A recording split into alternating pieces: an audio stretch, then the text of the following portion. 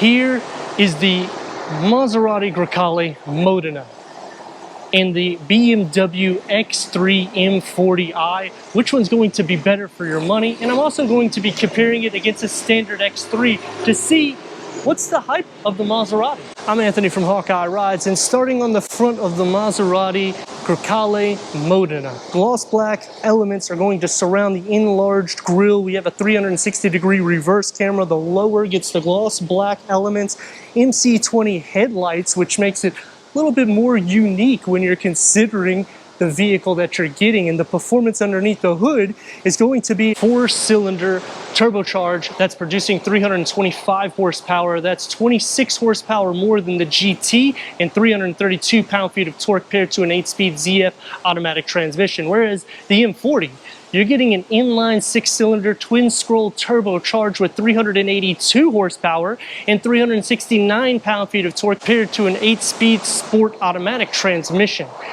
Not only the power is going to be different, but the 0 to 60, you're talking 5 seconds for the Modena, 4.4 seconds for the Bimmer. And you go to the Trofeo, yeah, you're going to be getting around 3.6 seconds 0 to 60, and it's going to have 20 horsepower more than the M competition, but the M competition is still going to be a discount. You can buy a weekday car and use this as a weekend with the savings that you're getting. Staggered setup with the 21-inch wheels, 4-piston M-brake calipers are housed in the front, a single floating caliper in the rear, whereas on the Grecale, red brake calipers housing the same. 4 pistons in the front and a dual piston in the rear. 255, 40, 21 up front, 295, 35, 21 out back. Dynamically speaking, it's going to look a little bit more athletic in the BMW. Near perfect 50-50 weight distribution for the Bimmer, where this one's going to suffer just a touch. When you go into the Trofeo, it does change the ball game, but then again, you're over $100,000. Both of them are going to get LED taillights. I do like the way the Maserati Exit is a little bit more so, because it does look a little bit more athletic, because you get quad exhaust tips. They're blacked out. The Modena does a good job taking care of that, and it has more of that coupe styling similar to an X4. And to touch bases on the X4, that's going to be a perfect 50-50 weight distribution, and yet again, the same engine that's derived in the X3, just you're going to get that coupe style for the rear. Power liftgate going into nearly 19 cubic feet of storage. You have a home plug, some areas that you can hold papers or anything like that, a 12 volts, LED interior lights, bag holders underneath the floor. Gets a little bit of storage on the sides. You can split fold the rear bench here in the back. That's going to increase the cargo, make it a little bit more accessible for somebody just coming and going. Power liftgate going into 28.7 cubic feet of storage. We get a storage nook on the side, 12-volt charger, bag holders underneath the floor. It's a little bit of storage that opens up into a lot more storage, and there's another little nook. Split fold the rear bench at a 40-60 split. And you can do it in the back if you're tall like me, and that's going to increase cargo to 62.7 cubic feet. We need to go inside, start up this.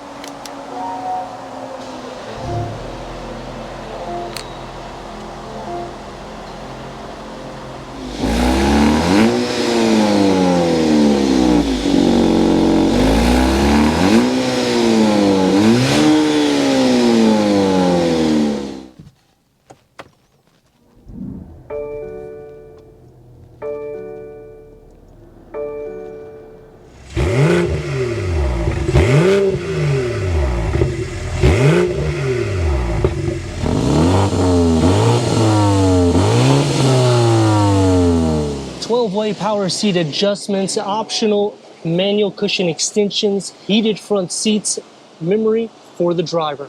Headroom and leg room. It's going to be a little bit more tight in the interior of this, a bit more sporty because this is the smallest SUV Maserati makes. Satin aluminum running through the center of the dash.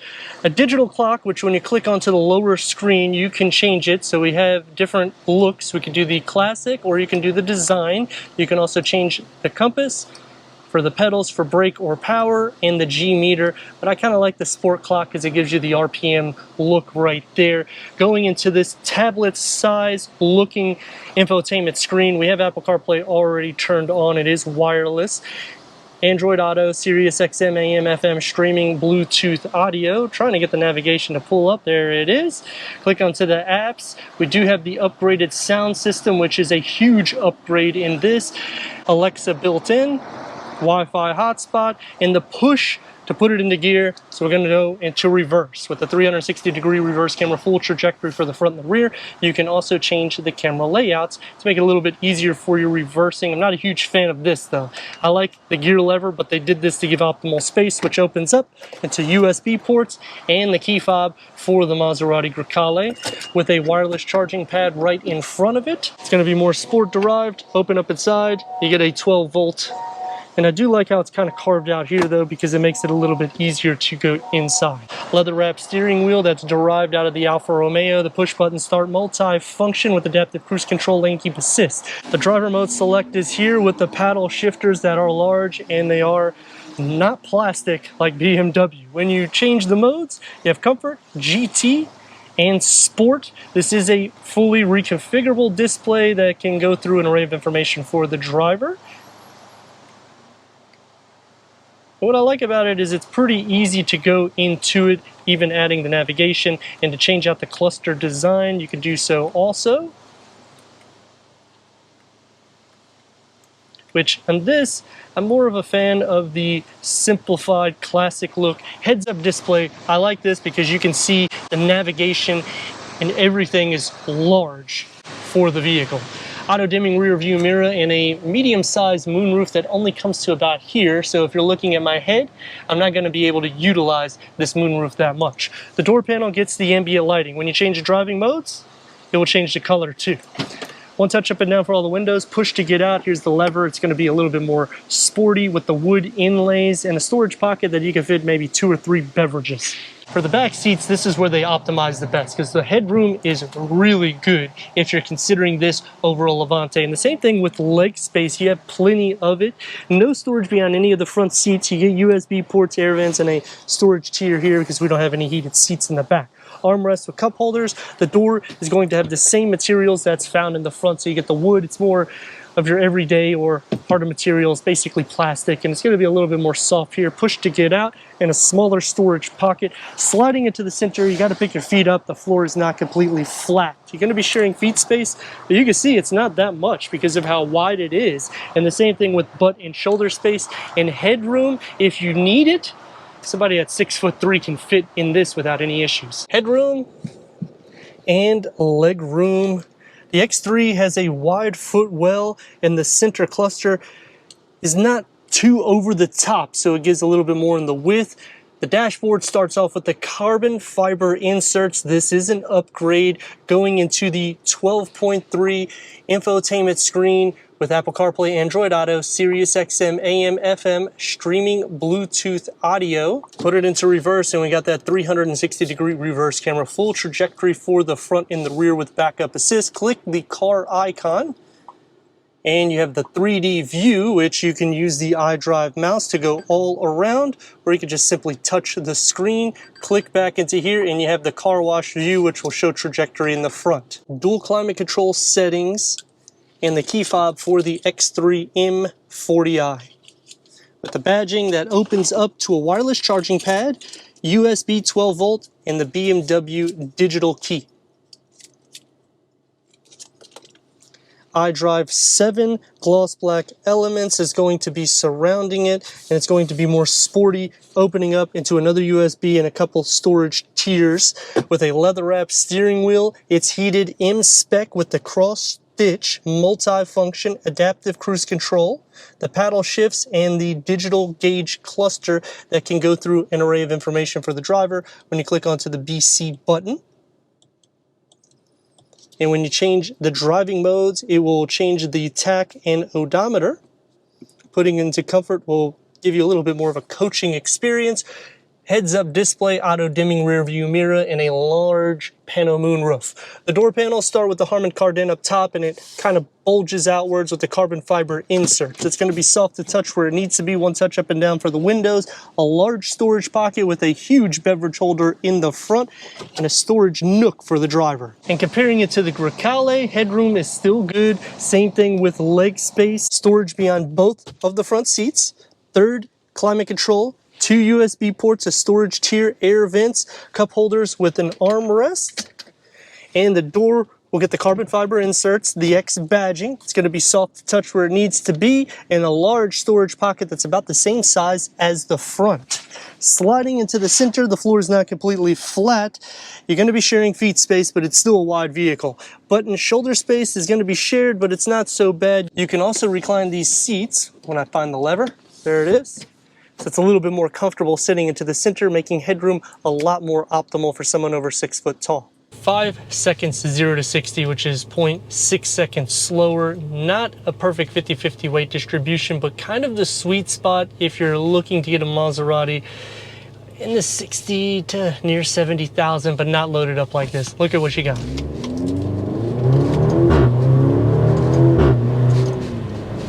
Get some spits.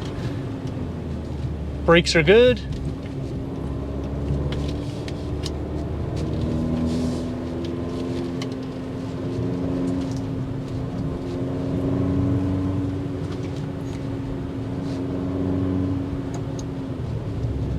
It doesn't feel as dynamic when we're taking the bins. It has rained since I've been on here from the M40. But let's stop right here, see what she really got.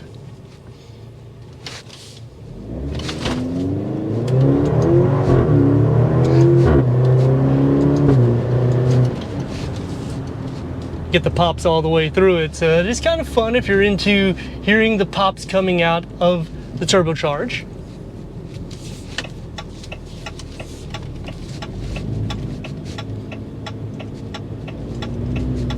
It's gonna slide a lot more so. These are wider tires too. And I get it, the conditions are not as good as when I was out here with the m40i, but still, it just doesn't feel like it holds itself. It feels heavier, and the front feels lighter. And even at slow speeds, I'm sliding around quite a bit.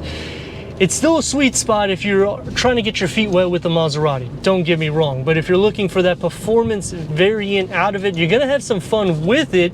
It doesn't have a true Maserati exhaust either, so it's not going to have that athletic note that you're accustomed to, at least for me. That was one of the big problems that I have right off the bat with the Maserati, is the charms and the exhaust note. When they came out with the Ghibli back in 2014, the big thing that Maserati was saying is we want the exhaust to sound like a naturally aspirated V8. So they got it as close as possible without the spits. Now it's like a free-for-all. They're like, we just want technology. Technology is fine, and I like it, but it's still kind of somewhat glitchy. It's not going to be the best in the world, but you have your wireless Apple CarPlay and Android Auto. You have enough. The tablet setup is good. I'm not a huge fan of the push to put it into gear either, but I can understand because it is a smaller SUV, so it makes it feel like it has more space. But check out the M40. Look at what you get.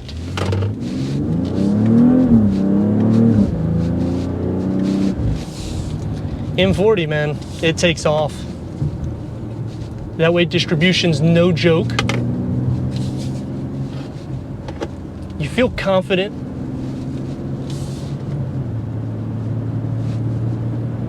You want to just keep feeding it. Has that fun to drive. Has the exhaust that filters in. And now let's see that 0 to 60 at the 4.4 seconds.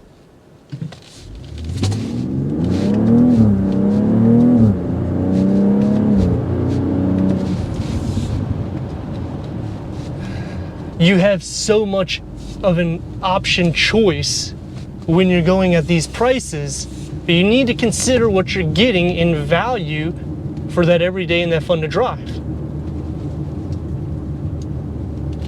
but you're getting it here.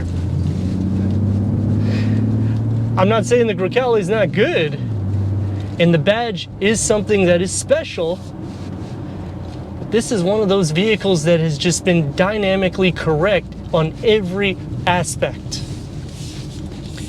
And if you are comparing it against the X3 and S-Drive 30,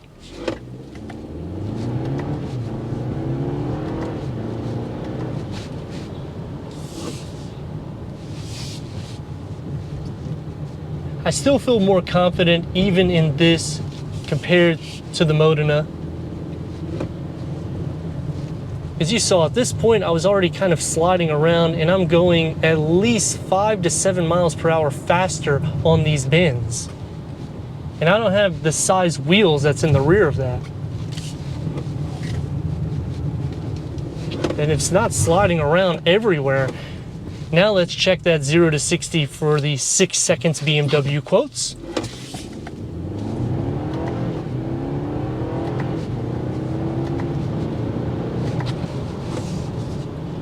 Braking is still good. I have driven the GT on this same area on a review when they first came out for the Grecale, and I just was not confident like I am with the Bimmer.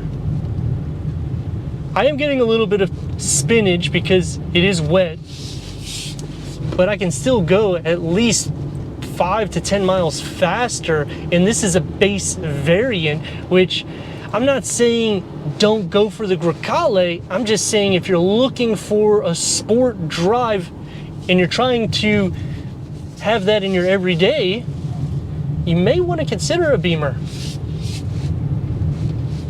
On the exit there, it did slide out a little bit. It is getting a little bit more pockets of water on the road. But overall, I mean, the feel to it's good. You don't hear any exhaust note. It is super quiet. The reason why I wanted to compare this to the Grecale GT, not the Modena, is because of the 4-cylinder engine. And I understand there's a huge difference in performance when I'm talking horsepower and torque, and even the 0 to 60s, it's nearly a second quicker when you go to the Grecale, but I'm questioning it when I'm going into a circuit, because here I can take the bends at least 5 to near 10 miles per hour faster, in which when you're talking a few tenths of a second difference, you catch up pretty quick. And when you're talking prices and services, BMW is going to be the least expensive in all of them.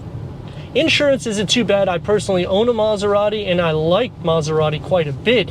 I just didn't think that they were going to go 4-cylinder where it sounds kind of like a Volkswagen for the engine. Here we go. This is just regular driving, nothing crazy.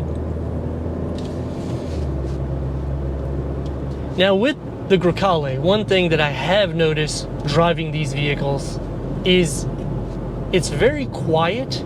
You don't hear the exhaust. In some cases, you can be going 5 and 10, maybe 15 miles per hour over the speed limit pretty quick, because the 4-cylinder does go pretty decent.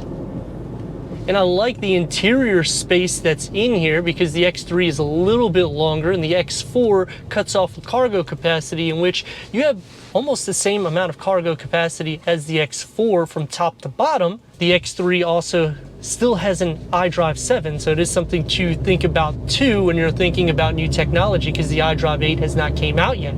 So when you're getting into the Grecale, you're getting the latest technology from Maserati. A pro to the Grecale is when you change the driving modes, it changes the ambient color, so you'll have the red throughout, and it's also on the SF for your speakers. So that is kind of cool, and when you use the wireless charging pad, it will tell you on the digital clock. See if I can get it for you. There it is. It'll show you right there that your phone is being charged, which I'm not a huge fan of the digital clock.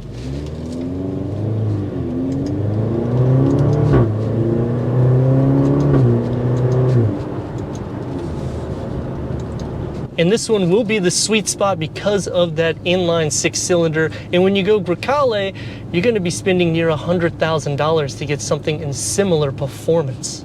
And because the X3 is such great value, considering that the Grecale GT starts at the high $50,000 to $60,000, you have to start thinking they're both 4-cylinder variants, even in the Modena. But we're gonna check out this turn radius right now at more or less a stop point. It's gonna be pretty tight. These are wider tires too, and let's go.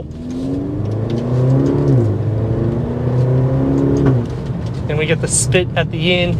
But let me know your thoughts in the comments. And if you're new to the channel, consider subscribing. Check out the next video, merchandise, website, and Instagram. Leave a comment and a like.